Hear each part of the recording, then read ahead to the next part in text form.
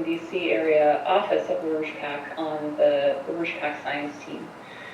And I'd like to start by underscoring what was really a major theme in Tim's briefing and presentation, which is the crucial point about today's global strategic situation. And that is, look at what is actually happening in Eurasia. You look at the fact that over the past 2 to 3 decades, China has lifted 600 million people out of poverty. That's almost twice the current U.S. population. And I looked this up. This is more than 15 times the population of Canada.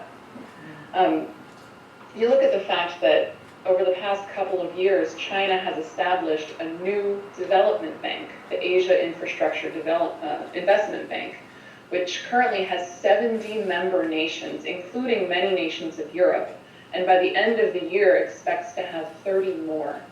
The AIIB is a development bank with no conditionalities, explicitly to make loans to development projects to facilitate China's One Belt, One Road and sister projects. Now think about these projects. We didn't talk about any of them explicitly today, but you can find out much more. Just think about the scale of the projects that are currently underway or will very shortly be underway in Eurasia. For example, last year you had the opening of an upgraded rail line which runs from the city of Chongqing in China, which is just south of the ancient city of Xi'an, the beginning of the Silk Road. It runs from there in central China, west through the desert of China. It runs through nations in Central Asia, such as Kazakhstan. It runs through a part of Russia.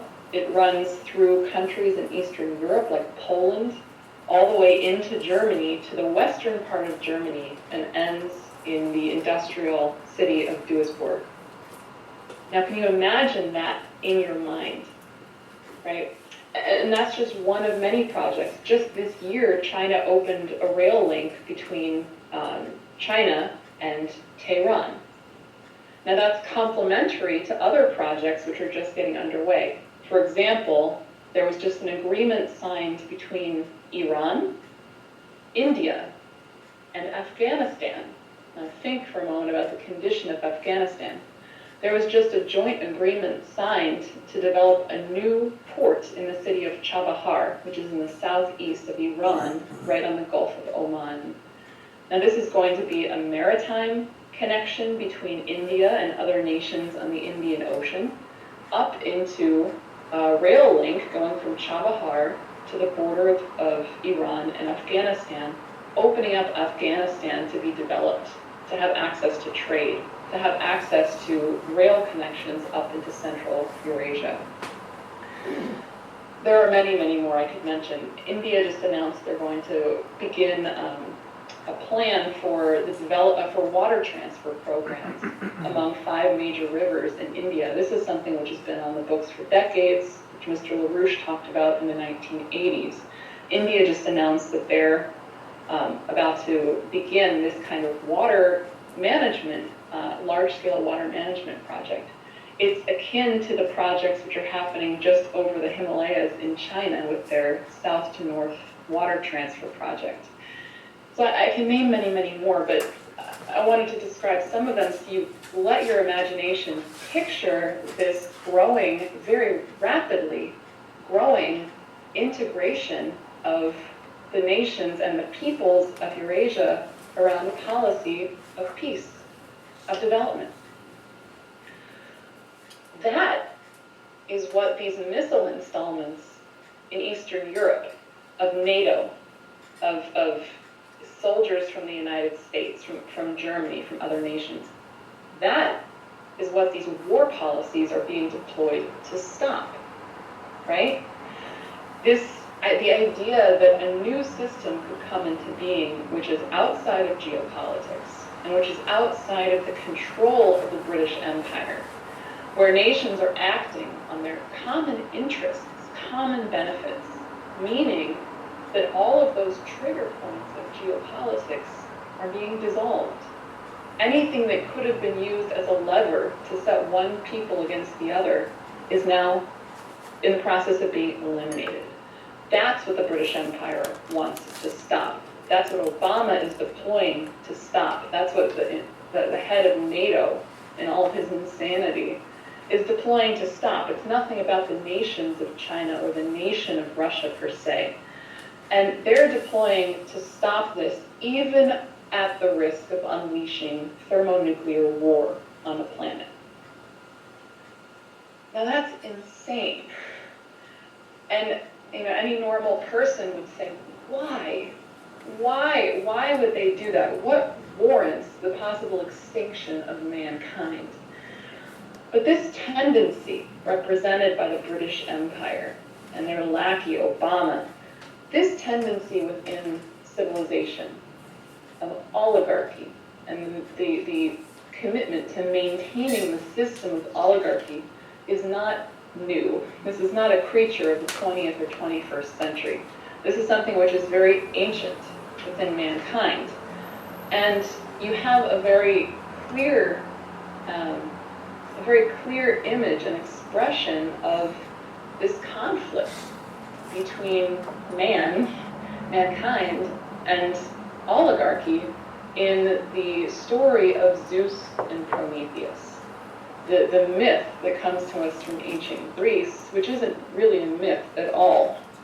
And Matt, you can put the first slide up on the screen there. So here you see, on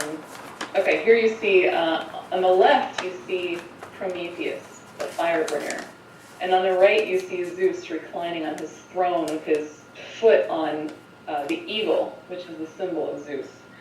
And most people are probably familiar with the story, but just to kind of reiterate it, Zeus was the king of the gods of Mount Olympus, the king of the immortals.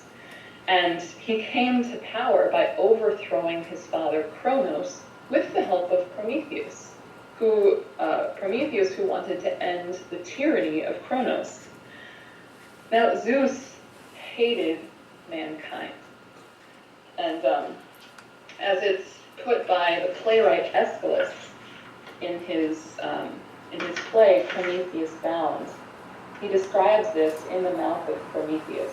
Prometheus says, "Of wretched mortals, humans, of wretched mortals, Zeus took no notice. He desired to bring the whole race to an end and to create a new one in its place. And against this purpose, none dared to make stand except me. I only had the courage. I saved mortals so that they did not descend blasted utterly to the house of Hades. This is why I am bent by such grievous tortures, painful to suffer, piteous to behold." And so Prometheus saved mankind by stealing fire from Mount Olympus. Fire, which was the privilege only of the gods, and he brought it to mankind. And that's what you see depicted in the image there, is Prometheus stealing the fire from Mount Olympus. Now, what is fire? What is it more broadly? What do we mean by that? So I'd like to read, because I think it's the most poetic description. I'd like to read what Prometheus says that fire is in Aeschylus' play. Now, at this point, Prometheus has been punished by Zeus by being in the form of being chained to a rock for eternity, to have his liver eaten out every day by the eagle of Zeus, and to be under perpetual torment. So Prometheus is visited by many people who say, didn't you overstep your bounds? Shouldn't you apologize? You wouldn't have to go through all this if you just apologized to Zeus. And Prometheus refused. But he says of mankind and of the nature of fire, he says this. He says, "Listen to the miseries that beset mankind, how they were witless before, and I made them have sense and endowed them with reason. First of all, though they had eyes to see, they saw to no avail. They had ears, but they did not understand. But just as shapes in dreams, throughout their length of days, without purpose, they wrought all things in confusion. They had neither knowledge of houses built of bricks and turned to face the sun, nor yet of work in wood. But they dwelt beneath the ground like swarming ants, in sunless caves. They had no sign either of winter or a flowery spring or a fruitful summer on which they could depend. But they managed everything without judgment, until I taught them to discern the risings of the stars and their settings, which are difficult to distinguish. Yes, and number too, chiefest of sciences, I invented for them, and the combining of letters, creative mother of the muses' arts, with which to hold all things in memory. Language. I, too, first brought brute beasts beneath the yoke to be subject to the collar and the pack saddle, so that they might bear in men's stead their heaviest burdens. And to the chariot I harnessed horses and made them obedient to the rein. It was I and no one else who invented the mariner's flaxen-winged car that roams the sea, the ship. Wretched that I am, such are the arts that I have devised for mankind. And then there's some more dialogue, and then he says, he adds to that, if ever men fell ill, there was no defense, no healing food, no ointment. But for lack of medicine they wasted away, until I showed them how to mix soothing remedies, with which they now ward off their disorders. Now, as to the benefits to men that lay concealed beneath the earth, bronze, iron, silver, and gold, who would claim to have discovered them before me? No one, I know full well, unless he likes to babble idly. Hear the sum of the whole matter in the compass of one brief word. Every art possessed by man comes from Prometheus. And the name Prometheus means forethought. So you see this full idea of fire, right? Language, agriculture, metallurgy, travel of the sea, astronomy. With this gift, with this fire, man is no longer an animal. He's a creator. And with that, man is not a subject of nature, but he becomes a power in and over nature to reshape it in a way which would have been impossible without the intervention of mankind, to transform nature and create new elements, create new forms of existence which nature could not have achieved on its own. So one quick example, if you want to pull up the second slide, Matt, is metallurgy.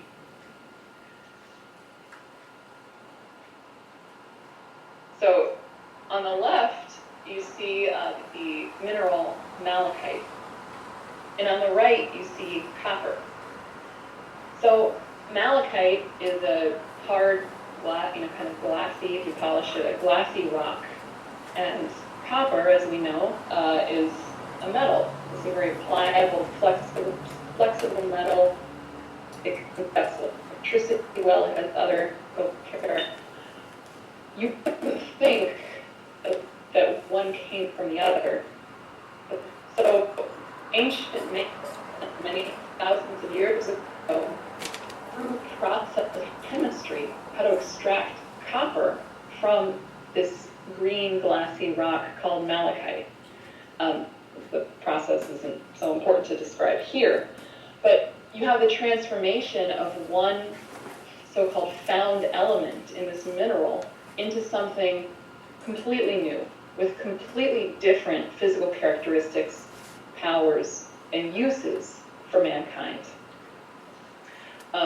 Take another quick modern example, which we'll return to in a certain way later, is man's current control over a new form of fire, which is the fire of the atomic nucleus, nuclear fission and nuclear fusion.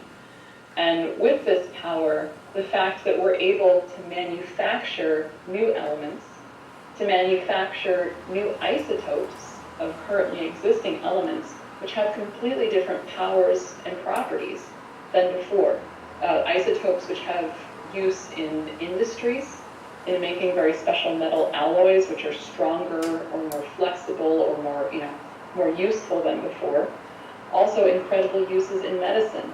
Isotopes which are manufactured for medical diagnostics, for cancer treatment, and so forth. Chemistry couldn't do that. Nuclear fission and fusion can. So these things that we call resources, right? This stuff, so-called, that we use to maintain our existence on the planet, these things are not found.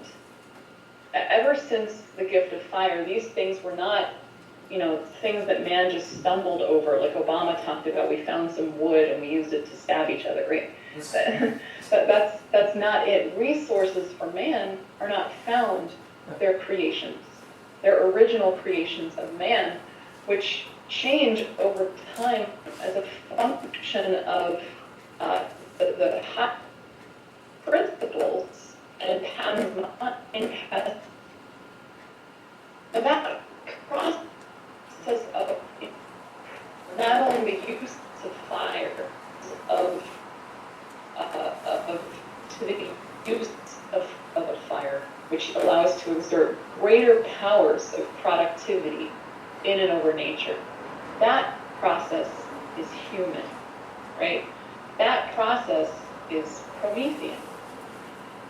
And that's the process which you see, at least in a kind of an embryonic form or a potential form, that's the process that you see shaping up in Eurasia, around the leadership of China, Russia, the BRICS countries.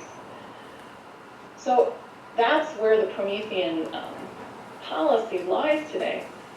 So what does that make Obama? What does that make the Queen of England?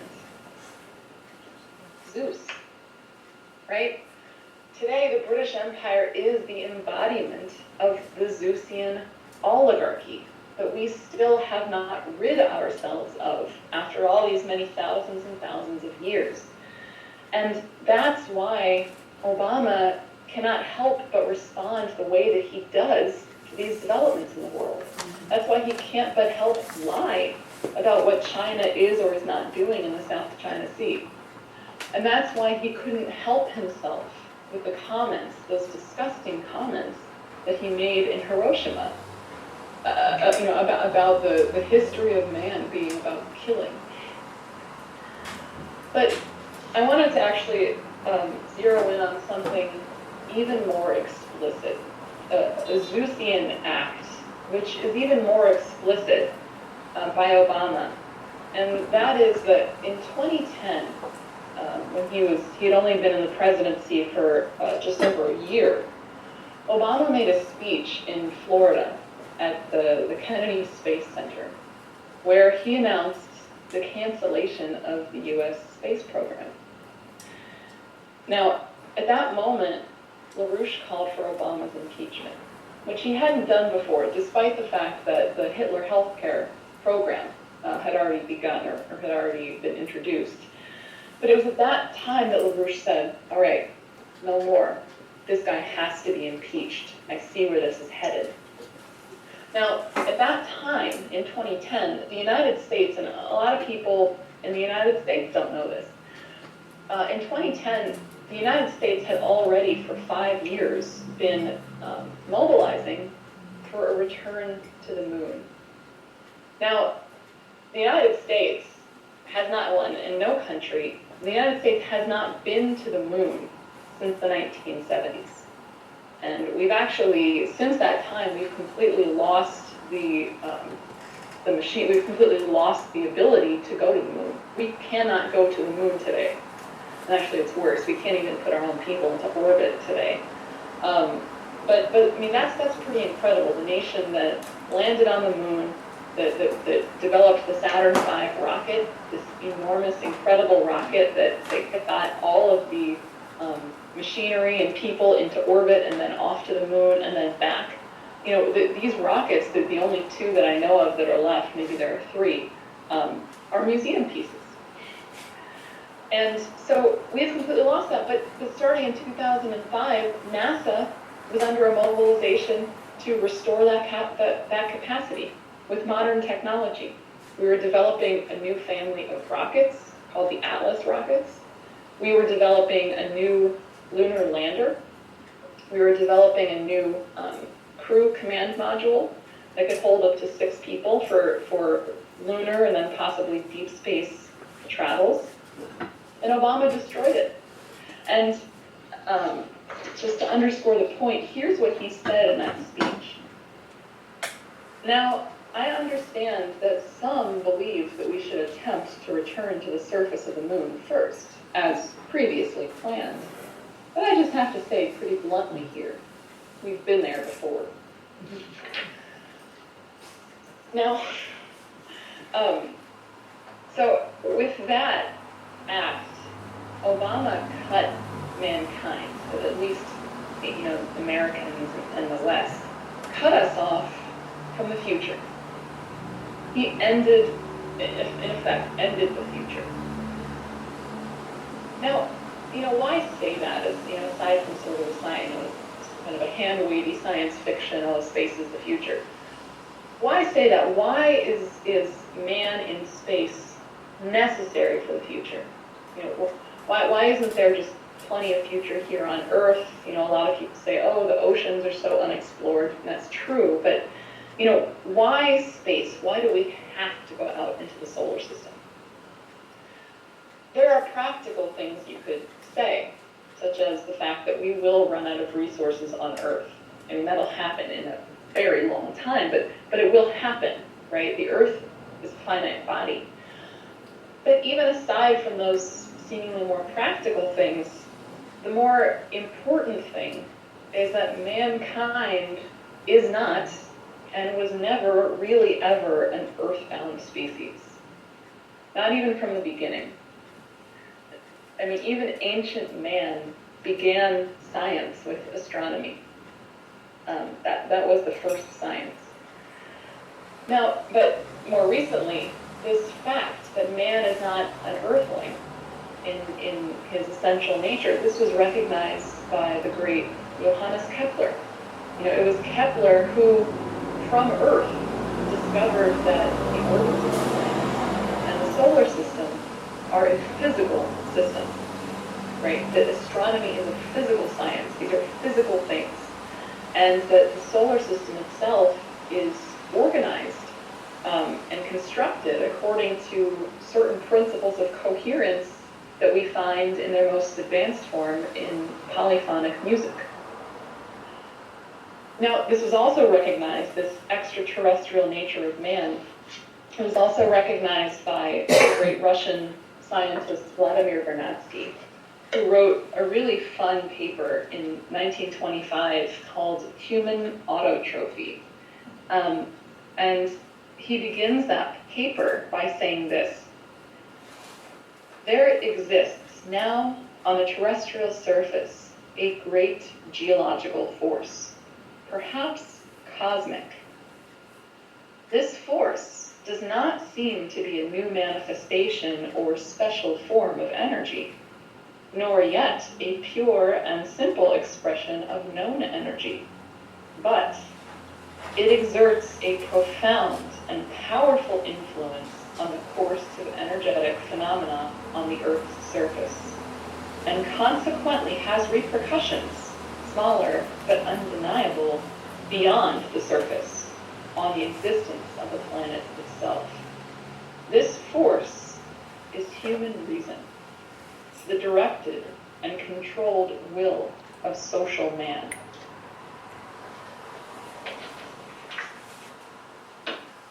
So Vernadsky, who was, who studied the Earth's geochemistry, right? He recognized immediately that the reason, the thought of man was the most powerful, force, so to speak, exerted on the surface of the Earth, but that it wasn't truly of the Earth, it was cosmic. Now, the other person who recognized this true destiny of man as an extraterrestrial species was the great Promethean Kraft Erika. Kraft Erika was a German who was one of the incredible scientists responsible for the German rocket program. But after World War II, or maybe even during, no, it was after World War II, came to the United States and was one of the Germans who helped to found the US space program. And in 1957, the same year as the Russian Sputnik, Kraft Erika wrote something called the Anthropology of Astronautics. So think about it, no man had ever been into space. But already Kraft Erika is developing the philosophy of space travel. And he says, he iterates in that work what he calls the three fundamental laws of astronautics. But I mean, I would say that they're really the three Promethean laws of astronautics. So he says, number one, nobody and nothing under the natural laws of this universe impose any limitations on man except man himself. Number two, not only the Earth, but the entire solar system and as much of the universe as he can reach under the laws of nature are man's rightful field of activity.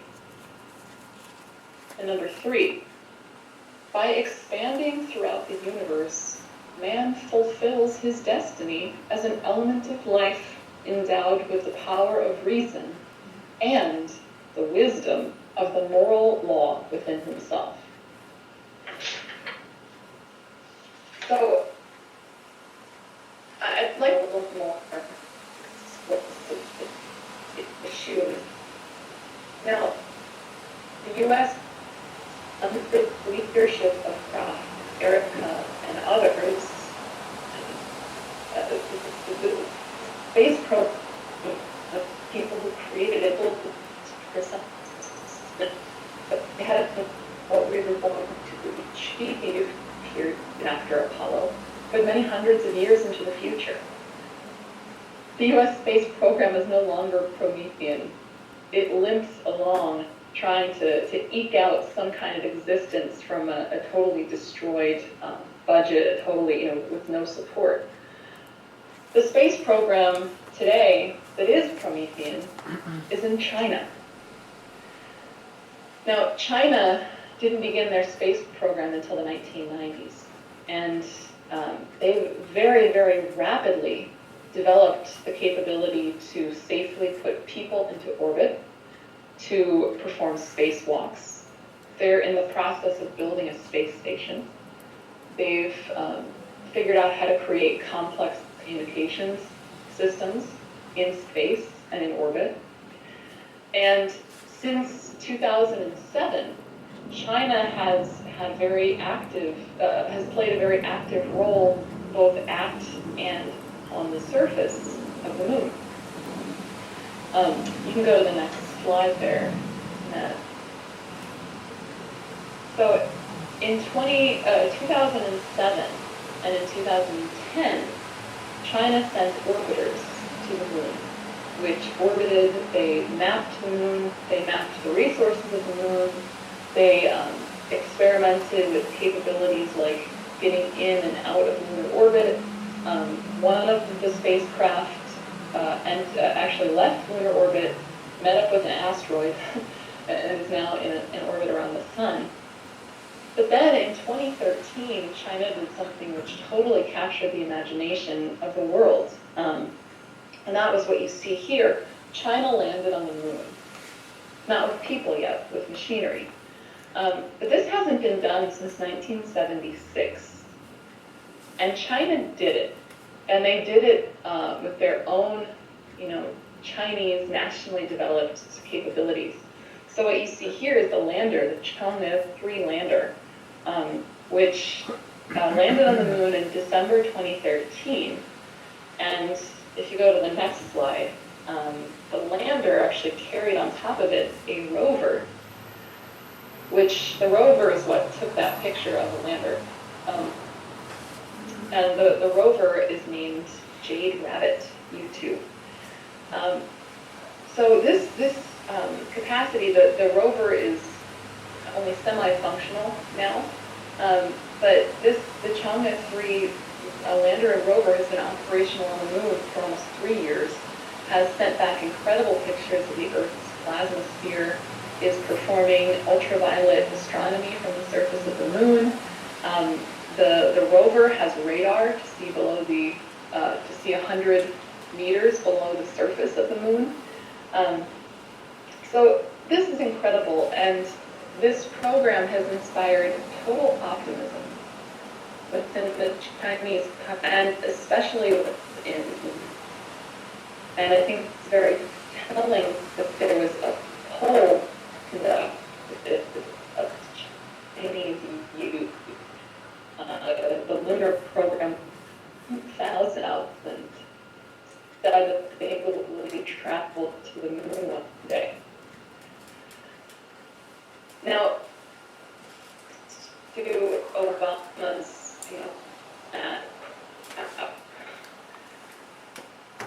you can contrast, like, oh, we've been there, we should go do other things. We have no idea what the moon is. We haven't been there since 1976. There have only been a handful of robotic missions to the moon, just a handful. We have no idea how the moon forms. There are theories. We have no idea how it forms. We have no idea what's really occurring under the surface of the moon. We have no idea what the moon experiences within the solar system and the galaxy.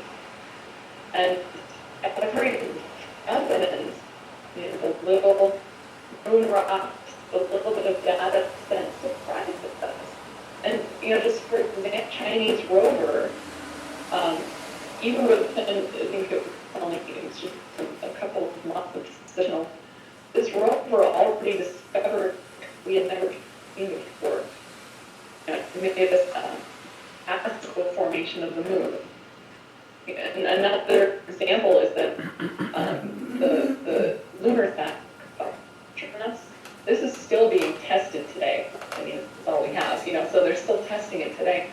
I mean, there's already evidence that things have been happening on the moon, like significant volcanic activity that we didn't know about before, and is possibly coordinated with volcanic activity on Earth, right?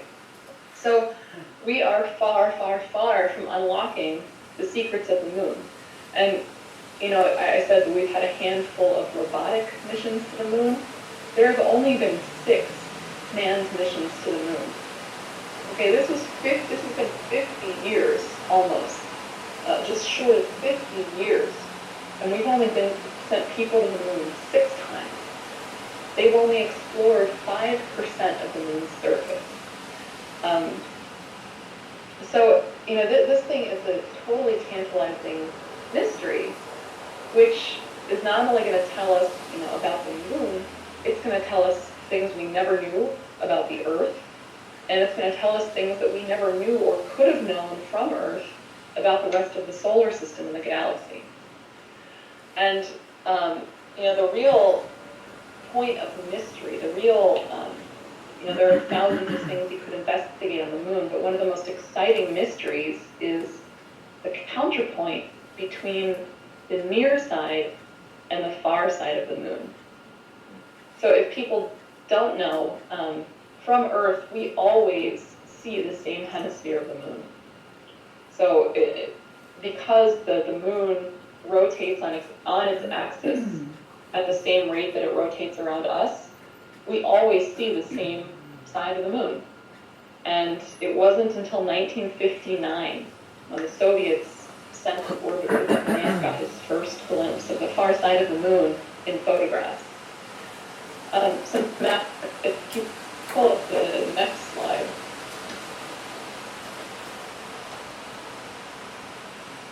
So you see, I think if you see, you see on either side of the moon, what people have been seeing from Earth for, on the right you see the far side of the moon. So already you can tell they look very different, right? You have all these dark patches on the near side of the moon, which are the result of volcanic activity. You have almost none on the far side, and we have no idea why. If you go to the next slide, you see a map of the topography of the moon. And you can see here again that the topography of the near side and the far side are very, very different. The near side is somewhat flat. The far side has what are called the lunar highlands, these red portions, and it also has one of the deepest craters in the solar system, the South Pole Aitken Basin. So that's one of the huge mysteries, and I don't have slides of it, but there are other characteristics which aren't necessarily visible to the eye, which differentiate the far side and the near side. For example, the far side of the moon is a very, very unique spot for the star. And is that it always faces Earth. And so it's all radio and so the video observatory and with the special kind of look at lines that we. Hi, Megan. Megan. Megan. Hi, just quick problem. We're experiencing a little bit of static here on our side, so what I'm going to do is call you on my phone, plug the phone into the speakers, and we'll hear you, and at the same time, you just still tell me when to move the slides, and I'll do that, okay? Okay.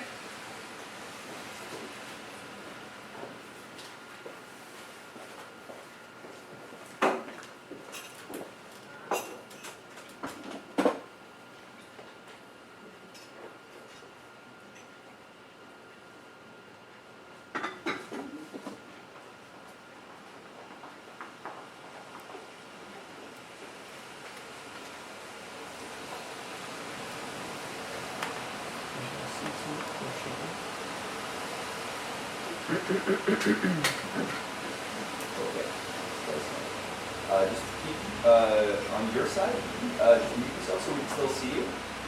Now we can hear you on my phone.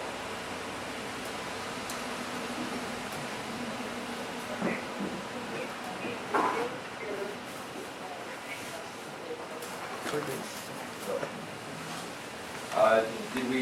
Yeah, we heard what you were saying about the different plateaus and mysteries of the moon. Okay. Yeah. Good.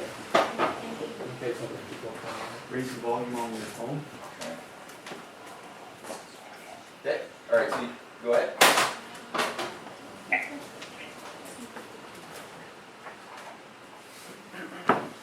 You mute your. You're getting an echo. Okay. I'll mute my side. Okay. I have to mute on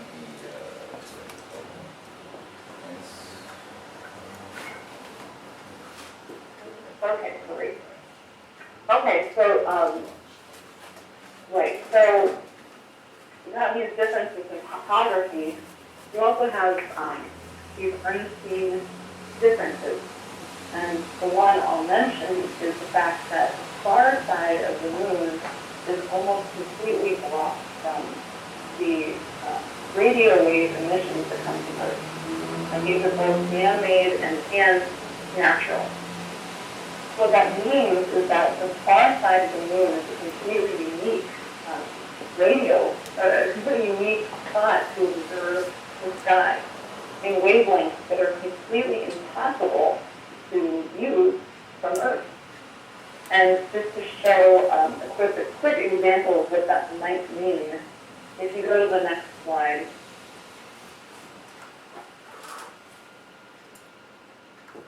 you have, on the left, you have the Hercules A galaxy. Now, it's this bright kind of fuzzy spot in the sky. That's what we can see with telescopes like the Hubble telescope. But in the 1990s, we looked at the same galaxy with new telescopes that could see in the radio wavelength. And that's what the thing on the right is what we saw of the Hercules galaxy. Now, you see these huge plasma structures, which are only visible in radio wavelengths, which completely dwarf the size of what we thought was the galaxy before. And this is forcing a complete crisis, forcing a complete reconsideration of the processes of the formation and activity of galaxies.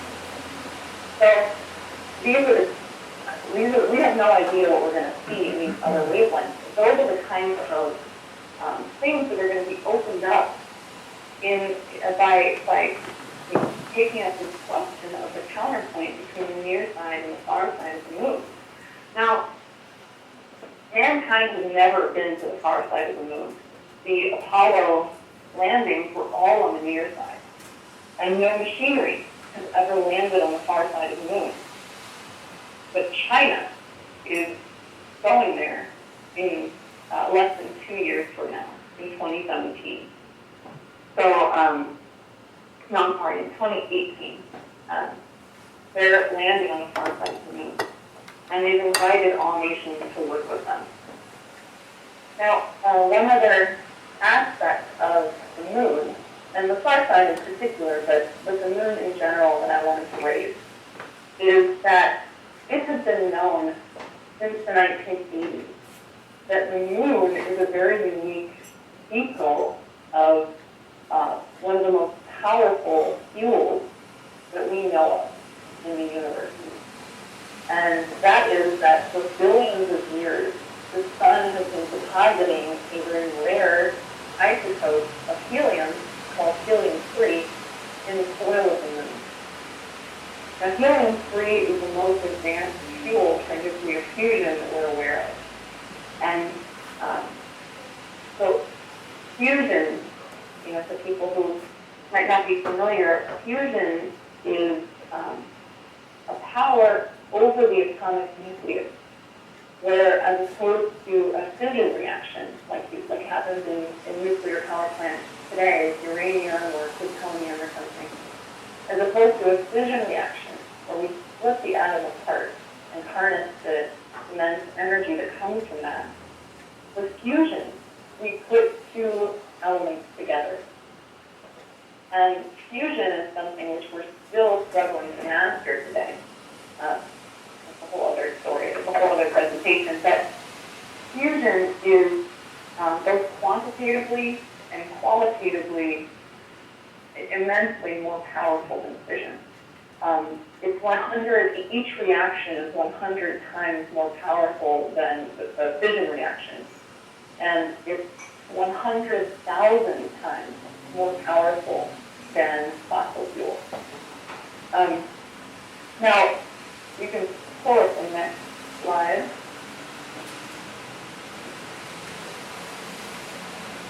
So helium-3, that is a special isotope of helium-4, the normal helium that fills the balloons and other things today. So helium-3 and helium-4 behave identically chemically, right? You could fill your balloon with helium-3 and helium-4 and you wouldn't know the difference. It chemically interacts the same. But helium-3 does something very unique in fusion reactions. You can go to the next slide.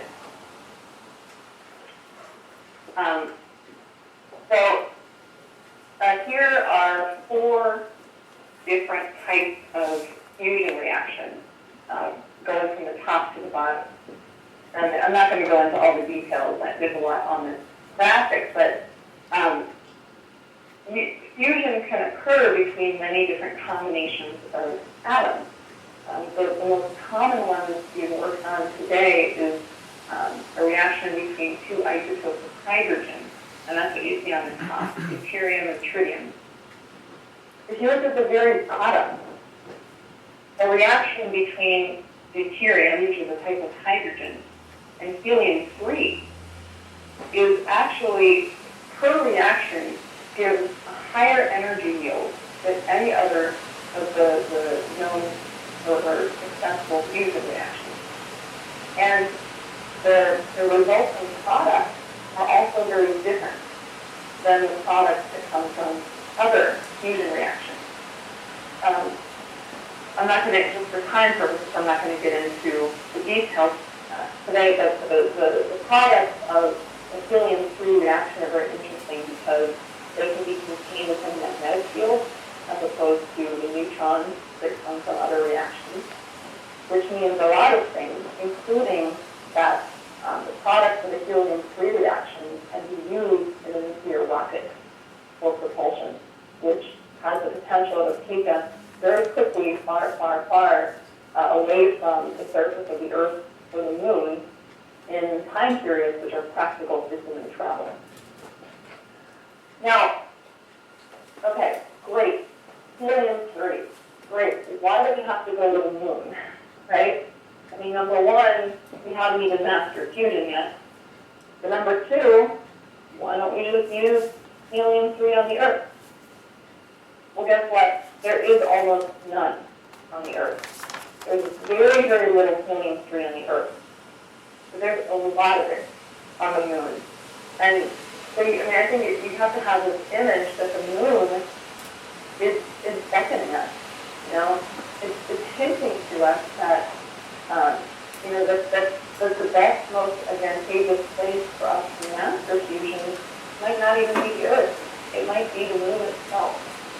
And the Chinese are listening to this. They're, number one, they're graduating 2,000 fusion scientists in the next couple of years. And number two, they're very publicly dedicated to developing the helium-3 resources on the Moon, which we think are more abundant on the far side.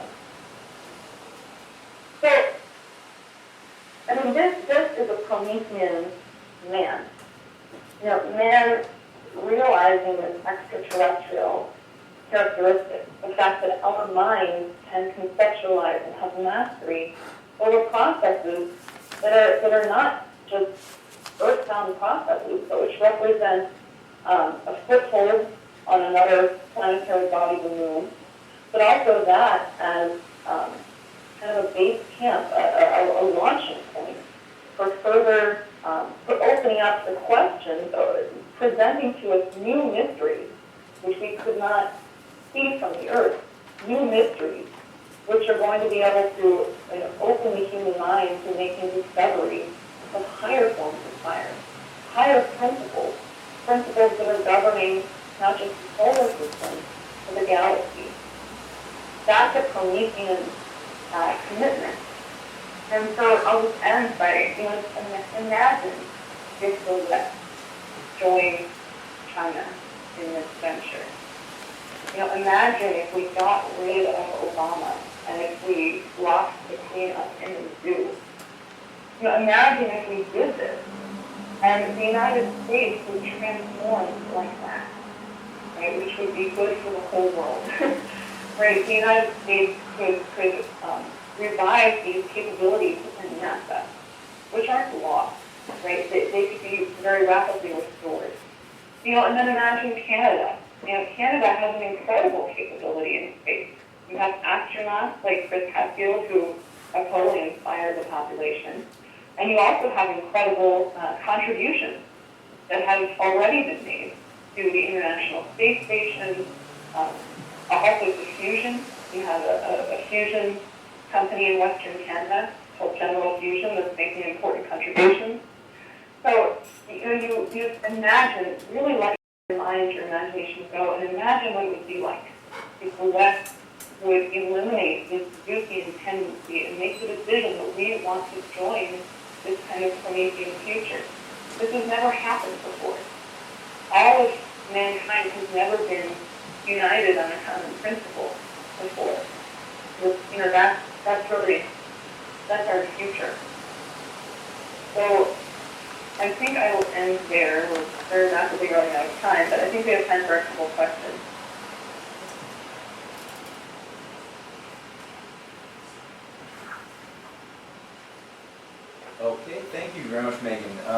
So we do have time for maybe 10 minutes of questions if people have any thoughts. There was a lot addressed in the course of that presentation.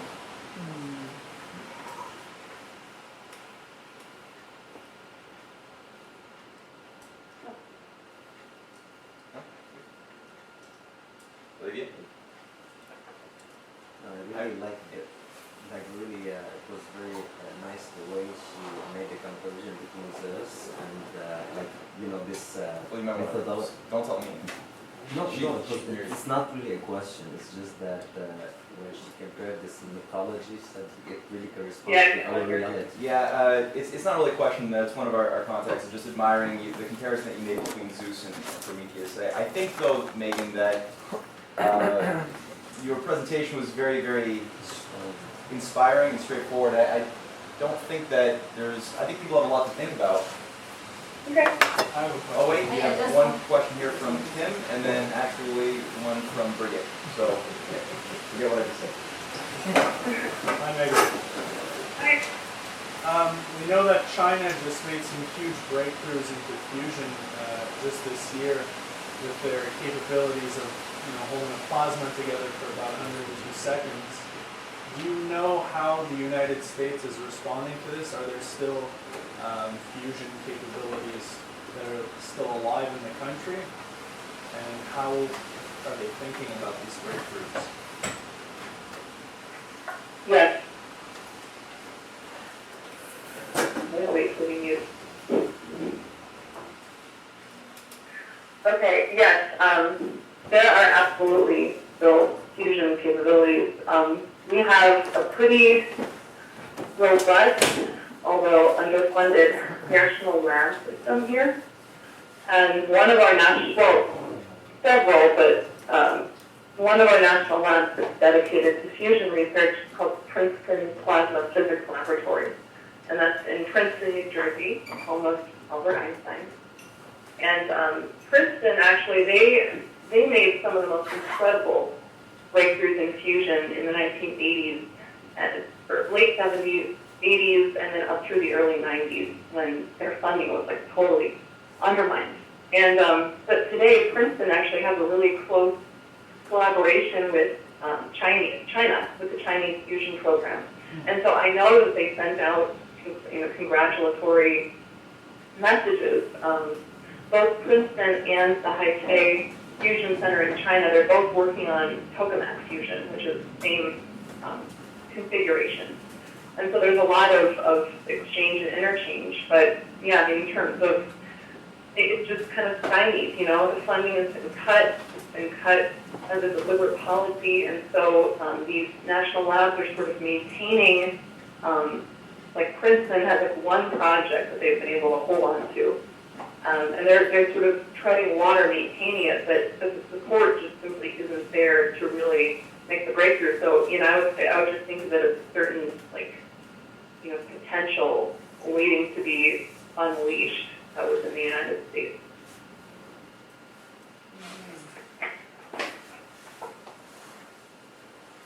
Meagan, on that note, I have a question as well regarding the clampdown on science between U.S.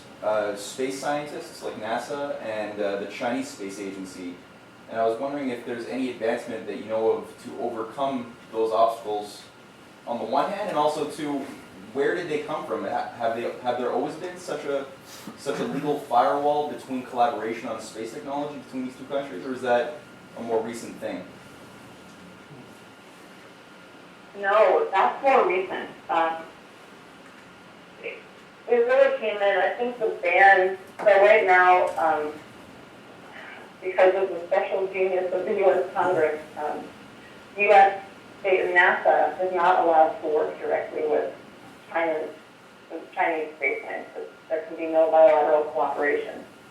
And it's sort of under the excuse of, the rockets of China's space program are managed by the Chinese military, and so we don't want to help the enemy. That is a sheer idiocy, and it didn't come in. I think it came in 2006 or something. It's quite recent. Now, is there progress? No. The main sponsor of that measure in the Congress is no longer in Congress, but some new idiots have stepped in to fill his role. No, there's no progress in reversing that. Everybody within NASA thinks it's totally stupid, including the head of NASA. But nothing's being done. But the only way to fix that is to impeach Obama. Get Obama out of there, that will change. Forget it. This will be the last question. Yep. So, hi Meagan. Oh wait, maybe two questions. Yeah, I'm from the older generation, and I remember when we went the first time to the moon, the optimism even in Germany, and you would ask any little boy, he would say he would like to become an astronaut. And at that time, I had no idea really what could grow out of going to the moon with technology and economy and all this. But now I see in China this excitement to go to the moon and how they have like hundreds and thousands of young people who are the scientists. And I see how much we have been dumped down here in the West. And so I just hope that we will be all inspired eventually by the Chinese, to overcome this. Thank you. I have no question for this one. Hi, Meagan. Oh, I have not been really following a lot what's going on when it comes to exploring the space, but I would like to ask you about Russia's role in all that, because you said the Chinese, asked other countries to join their efforts. So where does Russia stand in all that? Like, is there any, partnership or alliance between Chinese and Russians? And if you can just give us a general overview on that. Thank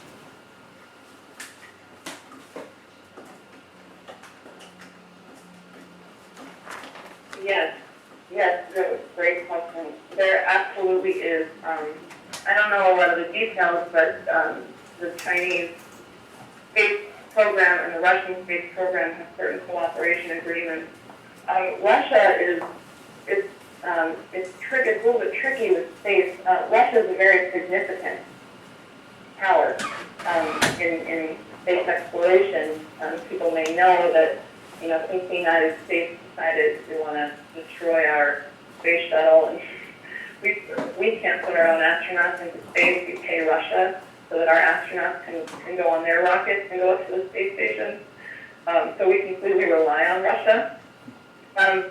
And I'm sure people know historically, Russia and the U.S. were in the so-called space race. But Russia has incredible capacity. They were the first, to get to the moon with robotics. But since the collapse of the Soviet Union, and then especially since the looting policies that occurred under George Bush Sr. and Margaret Thatcher in the 1990s, Russia's space industry was totally gutted.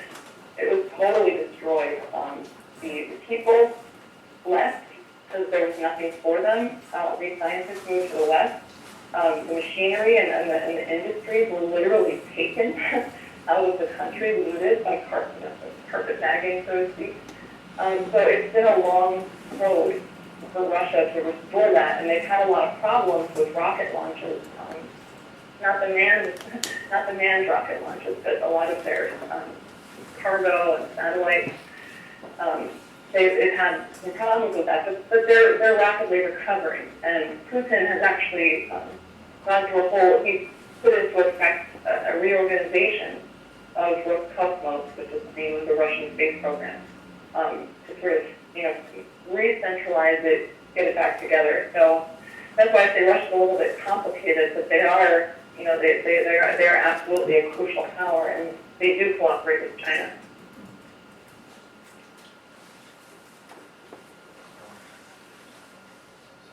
Okay, thank you very much, Meagan. Okay, thank you. Talk to you soon.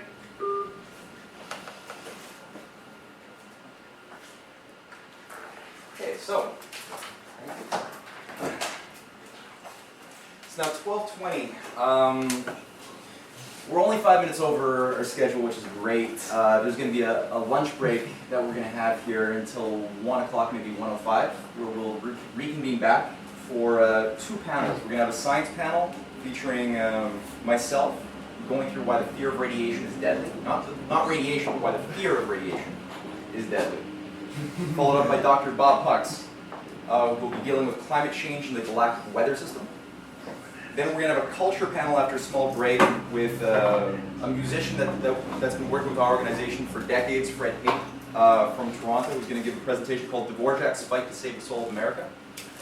And then Christine Corey will give a presentation called What is Beautiful Art and Is There a Purpose to Which We Seek It Out?